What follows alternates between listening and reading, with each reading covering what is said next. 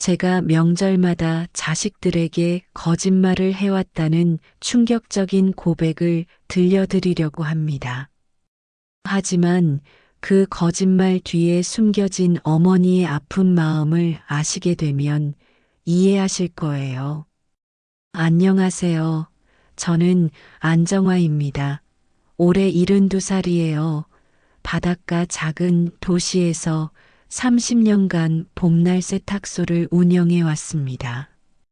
2023년 9월 추석을 며칠 앞둔 저녁이었어요. 태풍주의보가 내려진 날이었죠. 세탁소 문을 닫고 가게 안쪽 쪽방으로 들어왔어요. 남편 상호가 세상을 떠난 후 혼자 지내는 곳이에요. 벽시계를 보니 밤 9시였어요. 시간은 느리게 가는데 마음은 자꾸 빨라져요. 올해도 혼자 보내면 다음엔 조금 덜 아플까? 스스로에게 묻고 있었어요. 매년 반복되는 질문이었죠. 창밖으로 바람 소리가 들려왔어요. 태풍이 다가오고 있다는 신호였어요. 불을 끄고 잠자리에 들어야 하는데 자꾸 미루게 되더라고요. 어둠 속에 혼자 있기가 싫었거든요. 작은 탁자 위에는 저녁도 제대로 못 먹고 남은 찬밥이 있었어요. 예전엔 이맘때면 부산했는데 추석 준비로 온 가족이 바쁘게 움직이던 시절이 떠올랐어요. 큰아들 도윤이는 45살 대기업을 그만두고 창업했다가 실패했어요.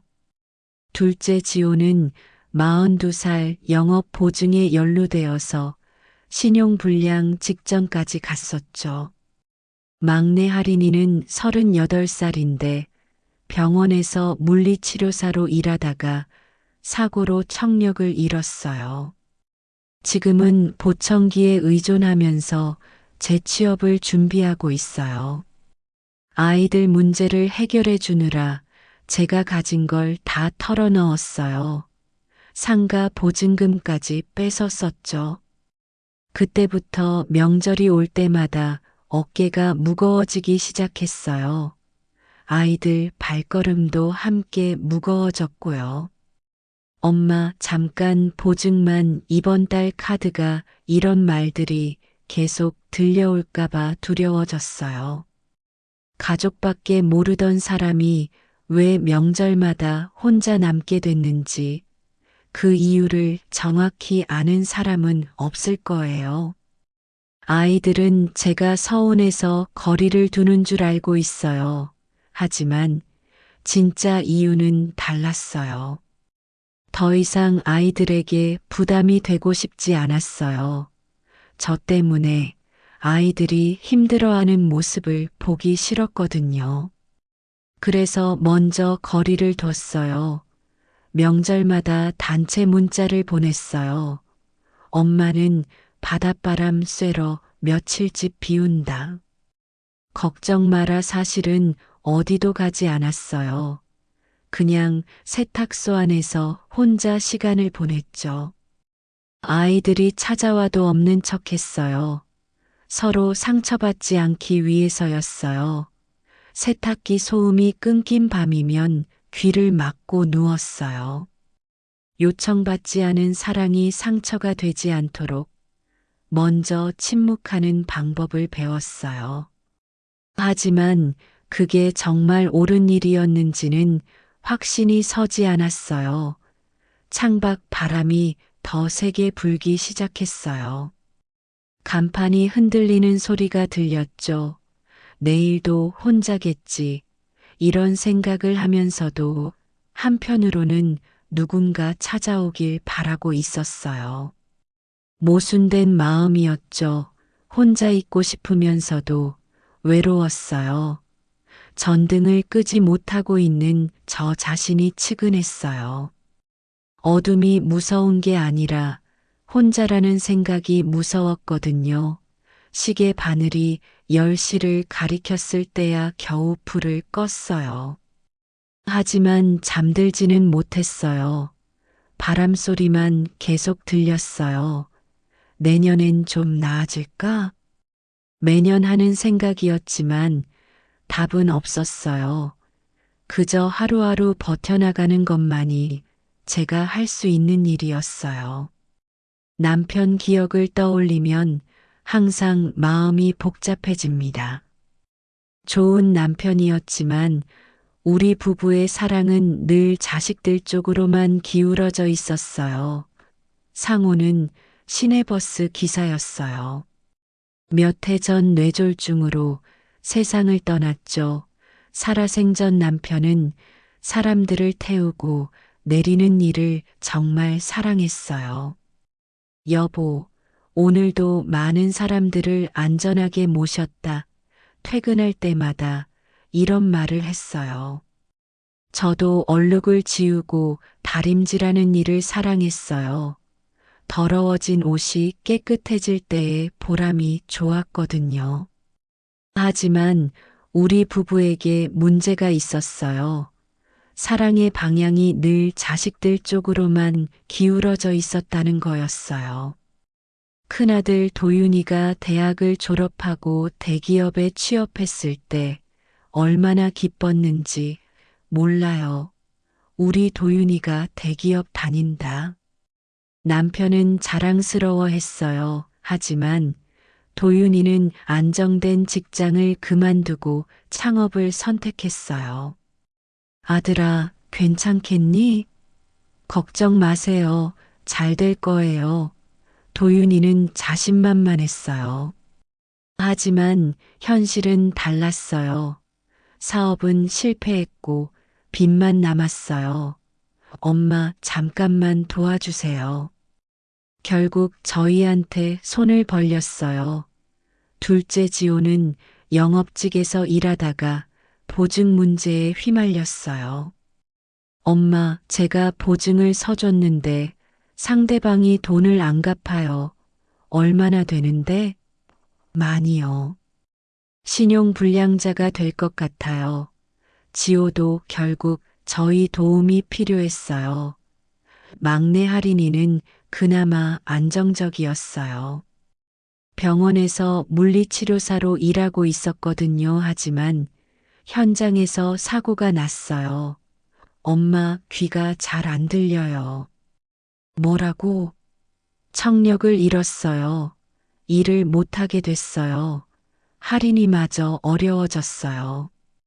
남편과 저는 아이들을 위해서라면 뭐든 했어요.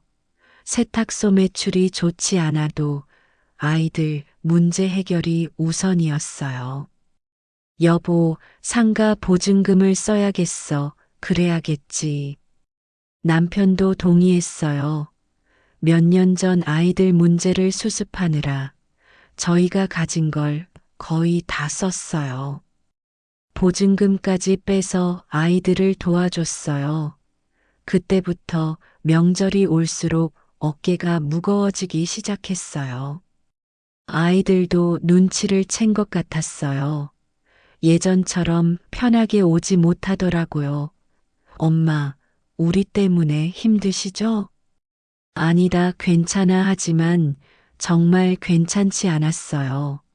아이들 발걸음이 점점 무거워지는 게 느껴졌어요. 명절이 다가오면 아이들이 먼저 연락을 줄이기 시작했어요. 엄마, 이번 추석은 바빠서 못 갈 것 같아요. 이런 식으로 피해가기 시작했어요. 남편이 세상을 떠난 후에는 더 심해졌어요. 아이들은 혼자 남은 저를 더 부담스러워 했어요. 엄마 혼자 두면 안 되는데 하지만 우리도 힘들어 아이들끼리 이런 대화를 나누는 걸 들었어요. 그때 깨달았어요. 저의 사랑이 아이들에게는 부담이 되고 있다는 걸 말이에요. 요청받지 않은 사랑, 일방적인 헌신이 오히려 가족을 힘들게 만들고 있었어요. 남편이 살아있을 때는 둘이라도 있어서 나았는데 혼자 남으니까 더 큰 부담이 된 거였어요.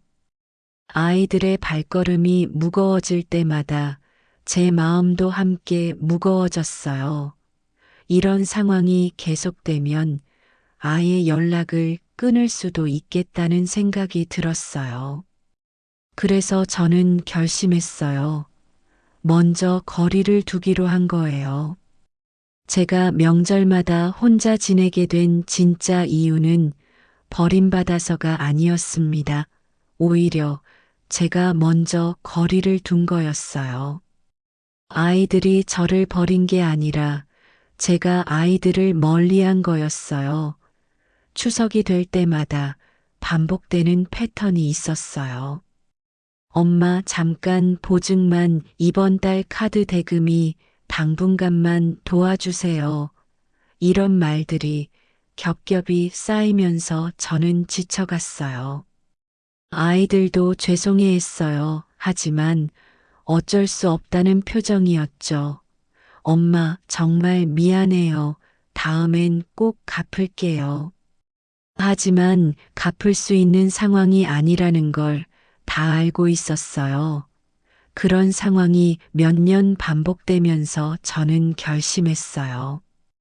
이젠 내가 나를 먼저 돌보자 쉬운 결정은 아니었어요. 평생 아이들만 생각하며 살았는데 갑자기 바꾸기 어려웠거든요. 하지만 이대로 가면 아이들도 저도 모두 힘들어질 것 같았어요. 그래서 추석이 가까워 오면 아이들에게 단체 문자를 보내기 시작했어요. 엄마는 바닷바람 쐬러 며칠 집 비운다 걱정 마라 첫 번째 문자를 보낼 때는 손이 떨렸어요.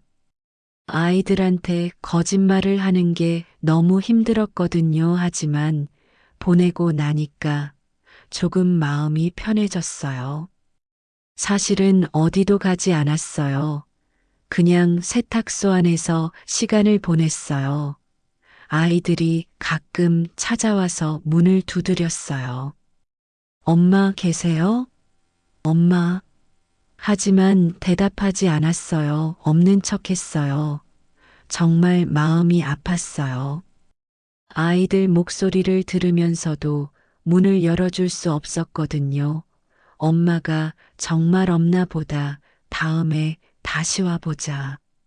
아이들이 돌아가는 발자국 소리를 들으면서 울었어요. 하지만 이게 맞다고 생각했어요.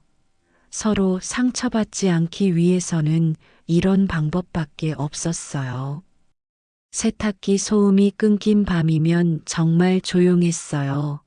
그럴 때면 귀를 막고 누웠어요. 외로움이 밀려와도 참았어요. 요청받지 않은 사랑이 상처가 되지 않도록 먼저 침묵하는 방법을 배웠어요. 처음에는 정말 어려웠어요.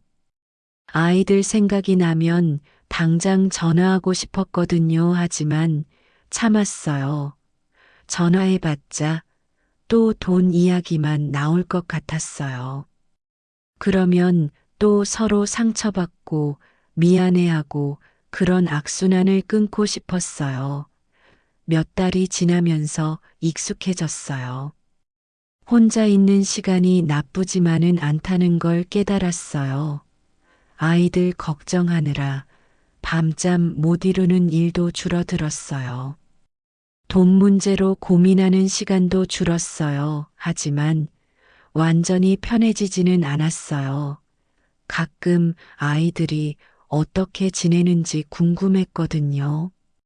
특히 하린이가 걱정됐어요. 청력을 잃고 얼마나 힘들까 싶어서요. 그래도 참았어요. 연락하면 또 복잡해질 것 같았거든요. 이런 식으로 몇 년이 지났어요. 명절마다 혼자 보내는 게 당연해졌어요. 외롭지만 평화롭기도 했어요. 아무도 제게 무엇을 요구하지 않는 시간들이었거든요. 하지만 마음 깊은 곳에서는 항상 기다리고 있었어요. 언젠가는 아이들과 다시 만날 수 있을 거라고 믿으면서 말이에요. 그날도 평소처럼 가게 뒷문을 닫으려다가 창고에서 낡은 철제 상자를 발견했습니다. 그 상자 안에서 남편의 마지막 사랑을 발견했어요. 세탁소 문을 닫고 뒷정리를 하고 있었어요. 창고로 가서 오늘 쓴 세제통을 정리하려던 참이었어요. 구석에 있던 낡은 철제 상자가 눈에 들어왔어요. 이게 뭐지? 전에는 못 봤던 상자였어요. 상자 위에 남편이 쓴 메모가 붙어 있었어요. 상호의 비상품 당신이 준비해 둔 거구나. 가슴이 뭉클해졌어요. 뚜껑을 열어보니 여러 가지가 들어 있었어요. 중고 노트북 한 대가 있었어요. 오래된 것 같았지만 깨끗하게 닦아져 있었어요. 새로 깎아둔 열쇠가 3벌 있었어요. 각각 다른 색깔 리본이 달려 있었어요. 도윤이, 지호, 할인이 것인가? 할인이를 위한 보청기 배터리도 몇 개 들어 있었어요. 지호를 위한 신용회복위원회 안내문도 있었어요. 상호가 미리 알아봐둔 모양이었어요. 도윤이를 위한 이력서, 샘플 출력본도 있었어요. 꼼꼼하게 작성 방법까지 적어놨더라고요. 그리고 현금 20만 원이 얇은 봉투에 담겨 있었어요. 봉투에는 이런 메모가 적혀 있었어요. 혹시 추석에 누가 불쑥 오면 빈손 돌려보내지 말자. 남편의 글씨였어요. 그 순간 눈물이 쏟아졌어요. 남편은 생전에 이런 말을 자주 했어요. 정화야, 아이들이 언제 올지 몰라. 그때 우리가 도와줄 수 있게 준비해 두자. 남편도 아이들 생각뿐이었구나 싶었어요. 상자 바닥에는 또 다른 메모가 있었어요. 아이들이 힘들어하면 이걸 꺼내서 써라 하지만 돈보다는 마음을 주자. 남편다운 생각이었어요. 상자 안의 물건들을 하나하나 만져봤어요. 노트북은 도윤이를 위한 거였어요. 재취업 준비할 때 쓰라고 한 것 같았어요. 열쇠들은 각 아이들이 언제든 집에 올 수 있게 준비한 거였어요. 보청기 배터리는 할인이가 갑자기 떨어졌을 때를 대비한 거였어요. 신용회복위원회 안내문은 지호의 문제를 해결하는 방법을 찾아둔 거였어요. 이력서 샘플은 도윤이가 다시 취업할 때 도움이 되라고 한 거였어요. 모든 것이 아이들을 위한 것들이었어요. 당신도 나도 결국 아이들 생각뿐이었구먼. 앉은 자리에서 한참을 울었어요. 얼마나 아이들을 걱정했는지 알 수 있었어요. 저보다 먼저 세상을 떠나면서도 아이들 걱정을 했던 거예요. 그런 남편을 떠나보내고 저 혼자 이런 식으로 지내고 있다니 미안한 마음이 들었어요. 남편은 아이들과 이렇게 멀어지는 걸 원하지 않았을 텐데, 하지만 어쩔 수 없었어요. 제가 선택할 수 있는 최선이었거든요. 상자를 다시 닫으면서 생각했어요. 여보, 미안해. 아직은 이걸 쓸 수가 없어.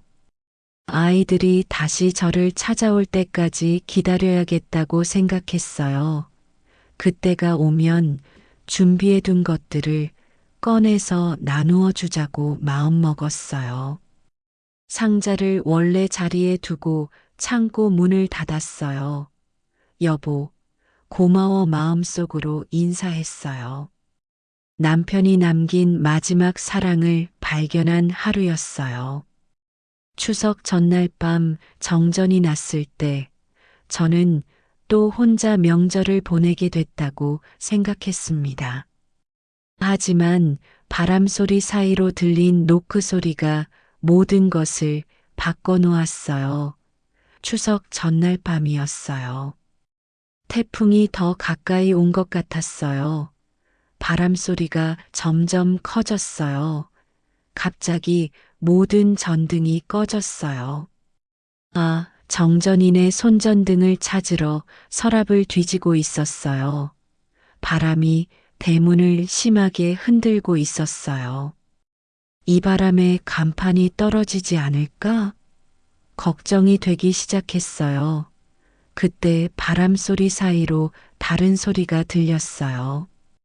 똑똑똑 누군가 문을 두드리는 소리였어요. 이 시간에 누가? 밤 9시가 넘은 시간이었어요.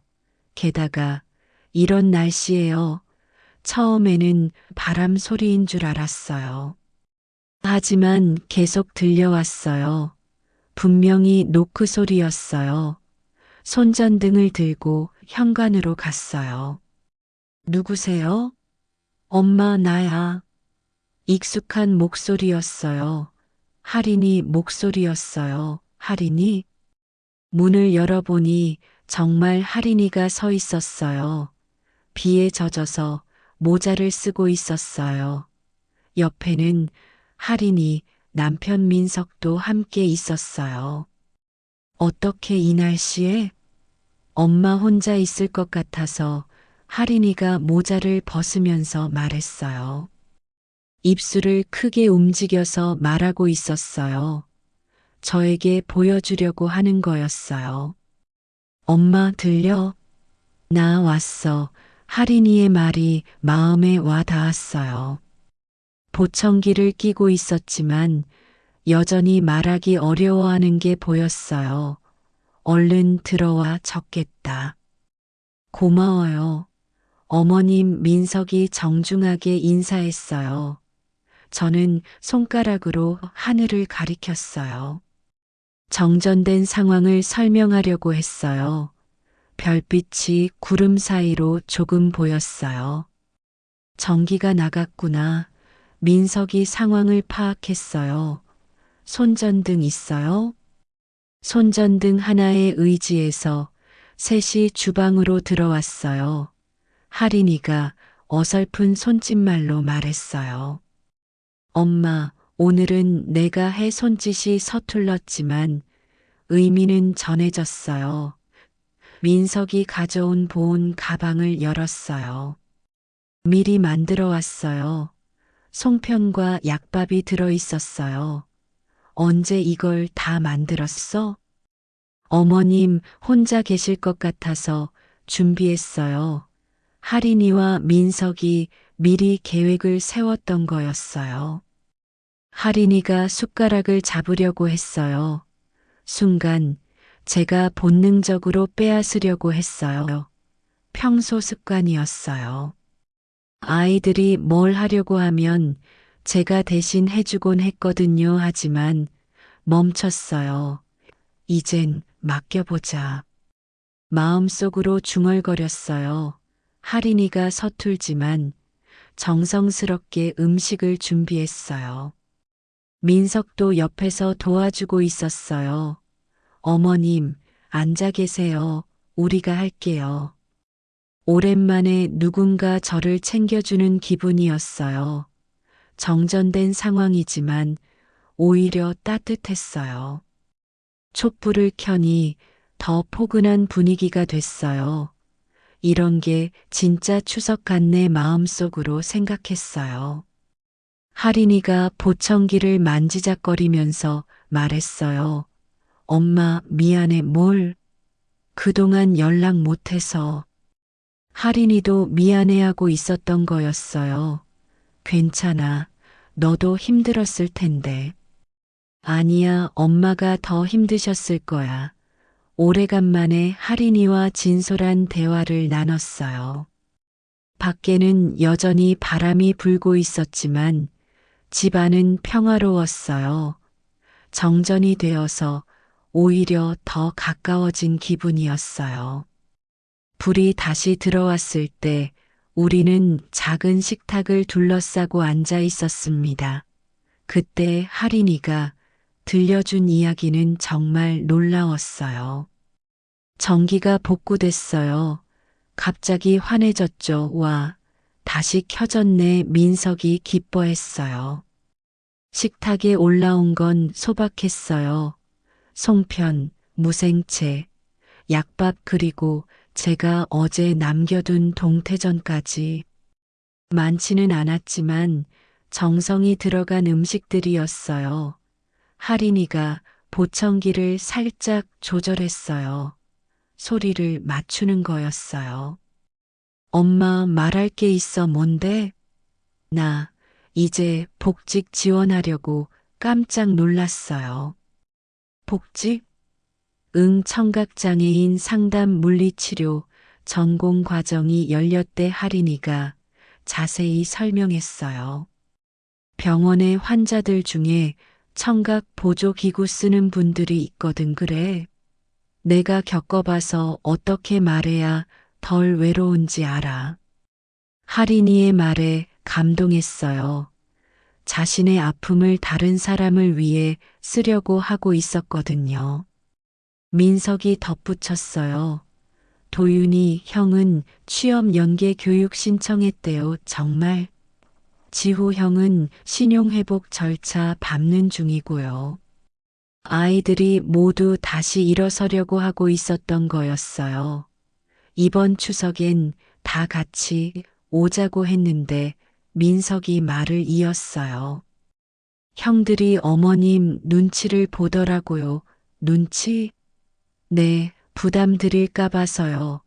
아이들도 저를 배려하고 있었던 거였어요. 저는 웃었어요. 눈치 볼 건 내가 먼저였는데 정말 그랬어요. 저도 아이들에게 부담될까봐 먼저 피했었거든요. 엄마, 우리 서로 눈치 보지 말자. 할인이가 제안했어요.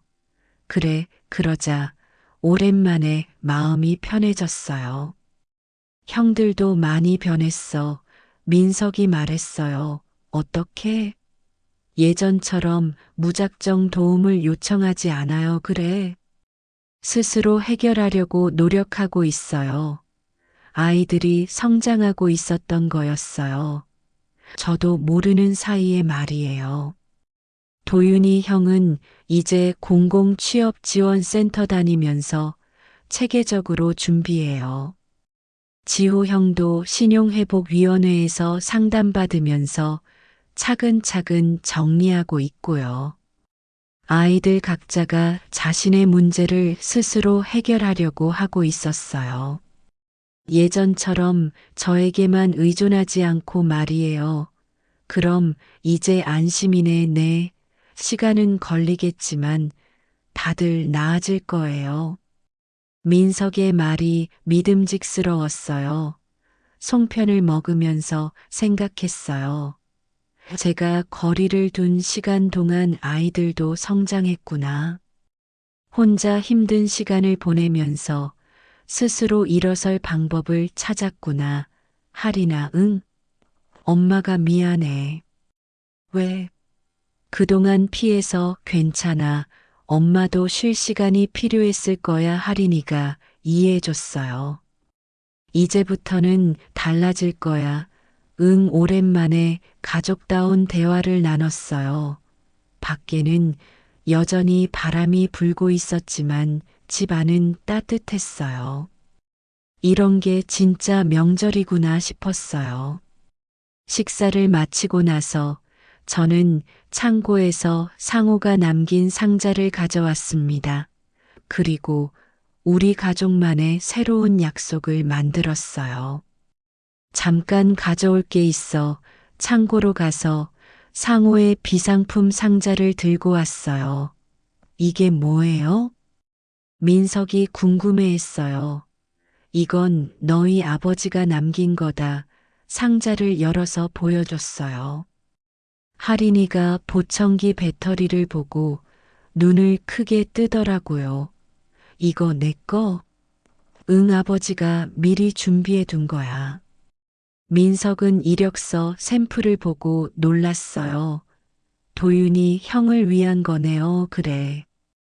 다 너희들 생각해서 준비해 둔 거야. 세 명 모두 말없이 상자를 들여다봤어요. 남편의 마음이 그대로 전해지는 것 같았어요. 아버지다우시네. 민석이 감동한 목소리로 말했어요. 그런데 엄마, 이제부터 어떻게 할 거예요? 할인이가 물어봤어요. 올해부터는 바꿔볼란다 제 생각을 말했어요. 어떻게요? 누가 오든 보증이나 돈 얘기는 식탁에서 하지 않기 그럼 뭘 하는데요?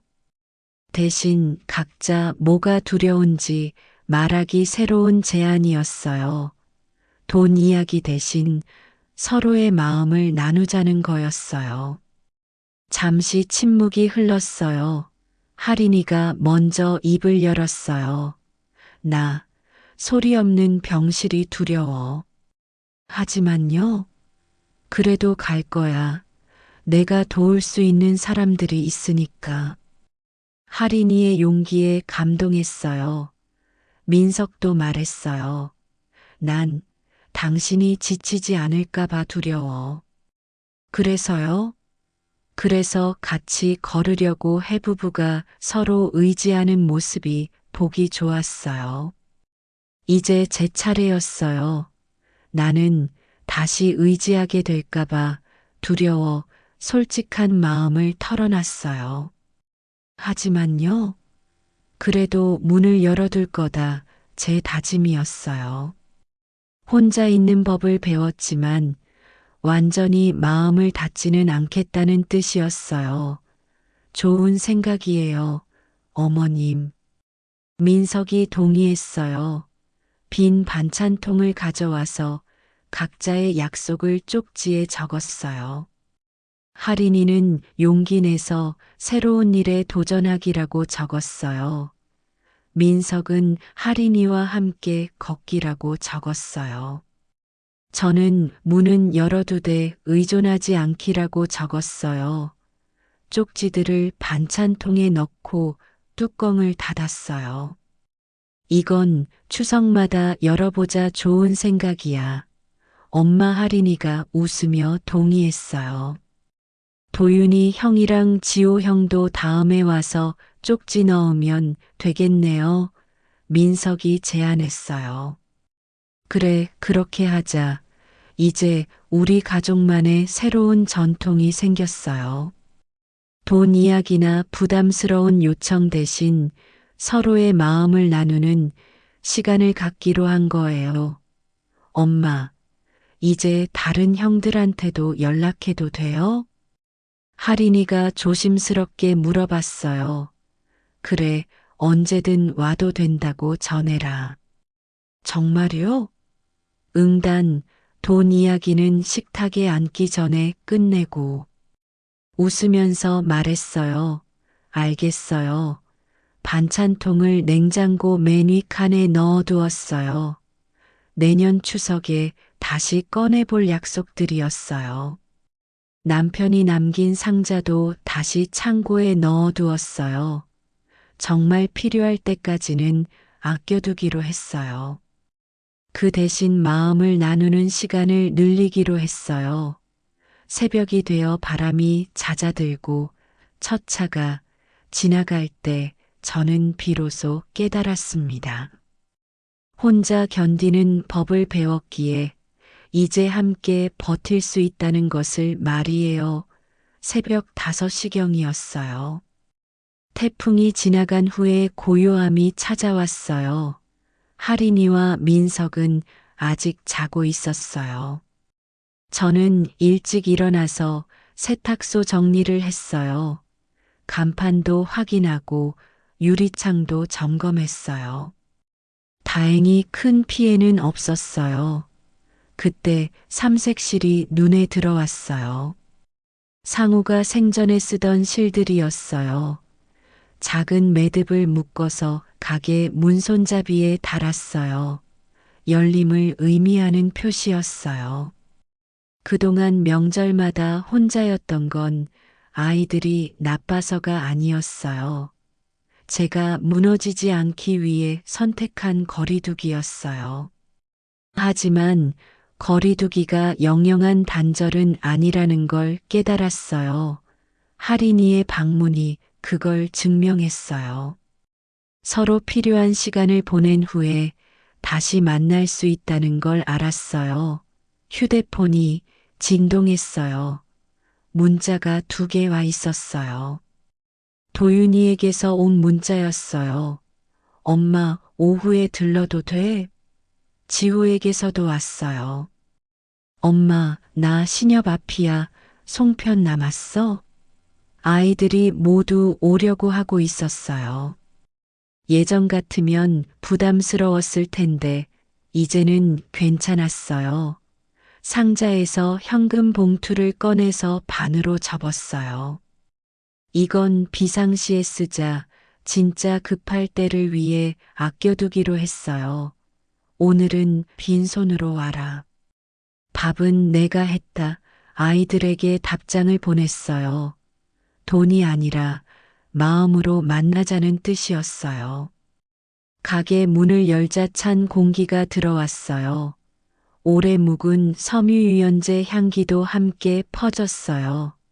세탁소 특유의 냄새였지만 이제는 정겨웠어요. 세탁소 간판 아래에 새로 만든 삼색 매듭이 바람에 흔들렸어요. 작지만 의미 있는 표시였어요. 추석 아침, 저는 마침내 알았어요. 혼자 견디는 법을 배웠기에 이제 함께 버틸 수 있다는 걸 말이에요. 혼자 있을 때 휘둘리지 않는 법을 알았으니까 가족과 함께 있어도 무너지지 않을 수 있었어요. 그리고 상호가 남긴 상자처럼 각자의 삶에 비상품 하나쯤은 준비해 두어야 한다는 것도 배웠어요. 돈이 아니라 서로를 지키는 약속으로 말이에요. 오전 10시쯤 도윤이가 먼저 왔어요. 엄마, 안녕하세요. 어서 와. 예전처럼 어색하지 않았어요. 지호도 온다고 하던데요, 그래. 다 와라. 도윤이가 가져온 건 꽃 한 단이었어요. 이거라도 고마워. 1시간 후 지호도 왔어요. 빈손이었지만 환한 미소를 지고 있었어요. 엄마, 보고 싶었어요. 나도 할인이와 민석도 일어나서 함께 둘러앉았어요.